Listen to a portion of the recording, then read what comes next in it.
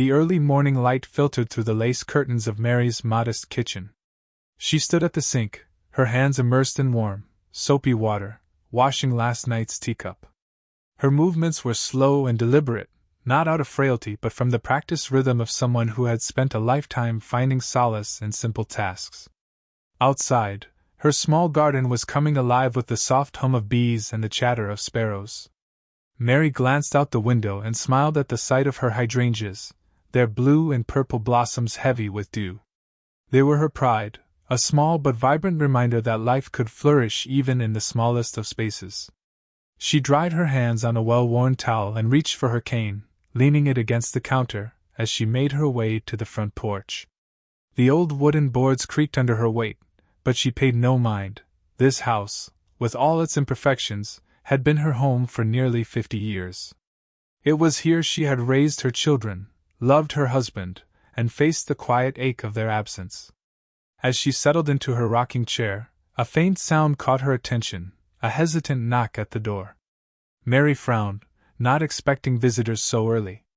She eased herself out of the chair and shuffled to the door, her cane tapping softly against the floor. When she opened it, she found a small girl standing on the stoop.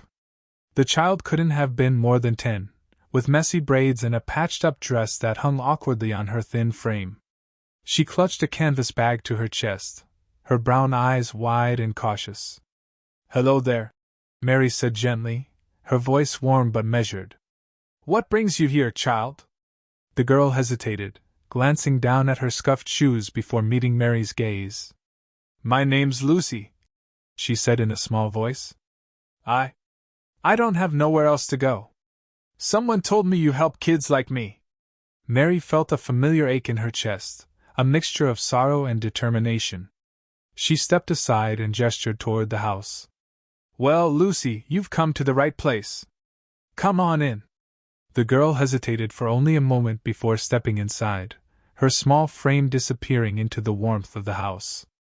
Mary closed the door behind her and leaned against it, her heart both heavy and light. As she turned to follow Lucy into the house, she whispered a quiet prayer. "Lord, give me the strength to love one more." And so began another chapter in Mary's life, a quiet, unassuming morning that would set into motion a story of hope and love, one small step at a time. Mary's small home buzzed with life. Lucy, who had arrived just days ago, was beginning to relax, her guarded demeanor softening as she adjusted to the warmth of Mary's care. Mary set a bowl of oatmeal in front of Lucy, who sat at the kitchen table swinging her legs. "Eat up, sweetheart. You'll need your strength for the day," Mary said with a smile. "Thank you," Lucy replied, her voice shy but steady. She looked up, her gaze darting around the room. The cozy space felt safe in a way she hadn't experienced in a long time. As Mary started tidying the kitchen, a knock at the door interrupted the peace. When she opened it, 2 more children stood there, a boy and a girl, siblings by the look of them. Michael, the older of the 2, stood protectively in front of his younger sister, Ella. We heard you taking kids," Michael said hesitantly, gripping Ella's hand tightly. "We don't have anywhere else."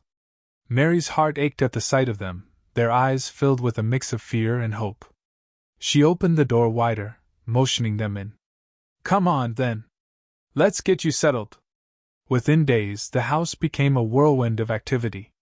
Michael proved to be a natural leader, helping Mary with small tasks, while Ella clung to Lucy, their giggles filling the once quiet home.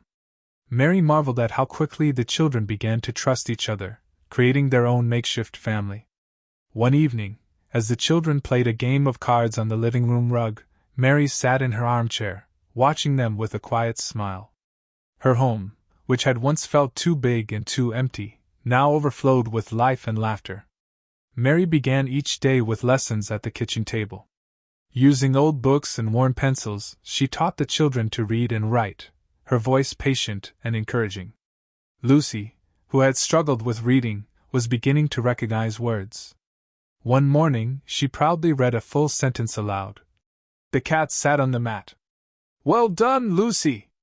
Mary exclaimed, clapping her hands. The other children joined in the applause, and Lucy beamed with pride. Mary also taught them about the world beyond books. She showed them how to tend to the garden, how to knead bread, and how to sew a patch onto torn clothing.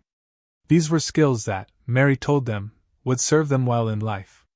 One afternoon, as they worked in the garden, Michael asked, "Why do you do all this for us, Miss Mary?" Mary paused, wiping her hands on her apron. "Because love is meant to be shared," she said simply. "And everyone deserves a chance to grow." The children nodded, their young minds absorbing her words. They were beginning to understand that this house was more than a refuge. It was a place where they were valued and loved. One rainy evening, the children sat on the floor near the fireplace, wrapped in blankets. Mary, sitting in her favorite armchair, gazed into the flickering flames, her knitting needles clicking softly. "Miss Mary," Ella asked, her voice tentative, "did you always live here?" Mary paused, her needles stilling for a moment. She looked at the children, their curious faces lit by the warm glow of the fire. "Yes, I've been here a long time," she began. "My husband, Samuel, built this house with his own 2 hands." Her voice softened as she shared stories of her life. She spoke of her husband's laugh, her children's mischief, and the joy of raising them in this very home. But her tone grew wistful when she talked about their departure, her husband's passing and her children moving away to build lives of their own. The children listened intently, sensing the weight of her words. "Do you miss them?" Lucy asked quietly. "Every day," Mary admitted. "But I've learned that love doesn't have to be bound by time or distance. It grows, just like the flowers in the garden, if you let it." The room fell into a thoughtful silence, broken only by the crackle of the fire. Mary resumed her knitting, her heart both heavy with memories and lightened by the presence of the children who now filled her home with a new kind of love. The sun hung high in the sky as Mary watered her garden. Children's laughter rang out from the backyard, where Lucy, Michael, and Ella were playing tag. Mary's heart swelled with pride at how far they'd come, but her peace was short-lived when she spotted Mrs. Bradley approaching her gate. Mrs. Bradley, a stern woman in her 60s, was known for her sharp tongue and tendency to meddle. She folded her arms as she reached the fence, her expression pinched. "Mary," she began, her voice clipped, "I've heard you've taken in more children." Mary wiped her hands on her apron and met the woman's gaze calmly. "That's right, Mrs. Bradley. They needed a home, and I have one to share." Mrs. Bradley frowned. "But you're not young anymore, Mary. Isn't it too much for you? And what about the noise? The neighbors are starting to talk." Mary straightened her back, her voice firm but kind. "Mrs. Bradley, these children don't have anyone else. What kind of world would it be if we turned them away because it's inconvenient? They deserve love and care, just like anyone else." Mrs. Bradley pursed her lips, clearly taken aback by Mary's conviction. "Well, I just hope you know what you're doing." She turned and walked away, leaving Mary standing tall and resolute. As Mary returned to her garden, she glanced at the children, their laughter undeterred by the encounter. "I know exactly what I'm doing," she murmured to herself, a small smile playing on her lips. A fierce storm swept through the town one evening, its winds howling and rain pounding against the roof. By morning, part of the house had been damaged, a broken window and a section of the roof leaking water into the living room. Mary surveyed the damage with a sigh, but before she could even form a plan, Michael appeared at her side. "We can help fix it, Miss Mary," he said confidently. Together they tackled the repairs. Michael climbed the ladder to patch the roof, while Lucy and Ella helped Mary clean up the water inside. The work was hard, but the children approached it with enthusiasm, their determination lifting Mary's spirits. At one point, Michael slipped and landed on the muddy ground with a thud. The children burst into laughter as he stood up, covered in mud from head to toe. Even Mary couldn't suppress her chuckles as she handed him a towel. By the end of the day, the repairs were complete. Exhausted but proud, the children gathered around the kitchen table for a celebratory dinner. "We did it!" Lucy exclaimed, raising her glass of milk and a toast. Mary watched them with a full heart. They were learning not just practical skills but also the value of working together. Despite the struggles, their joy shone brighter than the challenges. The house had barely settled into its rhythm when a new arrival knocked on the door. This time, it wasn't a small child but a teenager, a lanky boy with sharp features and a guarded expression. "My name's Baron," he said flatly when Mary opened the door. He didn't meet her eyes, his hands stuffed into his jacket pockets. "I heard you help kids.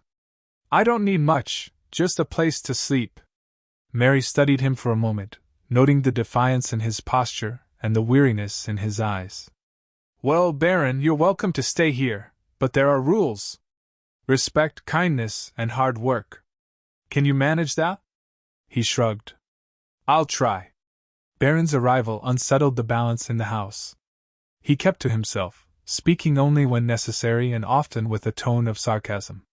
The younger children were wary of him, and even Mary found his walls hard to breach. But slowly, cracks began to form in his tough exterior. One evening, as he watched Mary helping Lucy with her reading, he surprised everyone by sitting down at the table. "Need any help?" he asked gruffly.